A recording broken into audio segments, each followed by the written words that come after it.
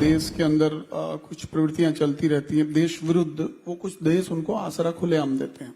Canada, Pakistan की तो मैं बात ही नहीं करूंगा, लेकिन कनाडा। चलिए, हमारी चिंता कनाडा के साथ ये है, उन्होंने ऐसे ऐसे विचारधाराओं और ताकतों को जगह दी है, तो इनको आप अपने राजनीति में शामिल करोगे तो ये आपका भी बहुत भारी नुकसान होगा। कुछ ऐसा भी है कि हम लोगों के विरुद्ध, यानी कि देश के अंदर कुछ प्रवृत्तियां चलती रहती हैं देश विरुद्ध, वो कुछ देश उनको आसरा खुलेआम देते हैं।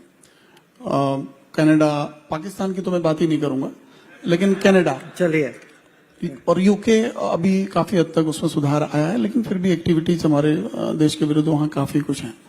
तो हमको आप डील तो कर ही रहे हैं, लेकिन हमें थोड़ा लाइट दें उसमें कि किस तरह से उनको आप डील करते हैं।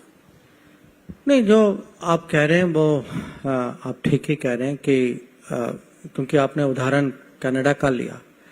हमारी चिंता कनाडा के साथ ये है कि उनके अपने राजनीति में उन्होंने ऐसे ऐसे विचारधाराओं और ताकतों को जगह दी है जो हमारे खिलाफ तो है, पर हम उनको कहते हैं कि भाई आपके लिए भी ये काम नहीं आएंगे कि आप अगर ऐसे लोगों को बसने दोगे और इनको आप अपने राजनीति में शामिल करोगे तो ये आपका भी बहुत भारी नुकसान होगा।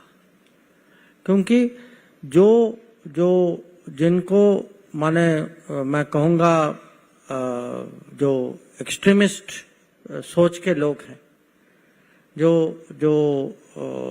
कभी कभी आतंकवाद की भी प्रशंसा करते, वो आप ही बताइए डेमोक्रेटिक सोसाइटी में, किसी भी डेमोक्रेट, मैं खाली कनाडा की बात नहीं कर रहा, कि एक बार आपने ऐसे लोगों को जगह दे दी और वो कहीं ना कहीं आपके पॉलिटिक्स में उन्होंने अपना स्पेस बना लिया, उसका तो दुरुपयोग जरूर करेंगे वो लोग।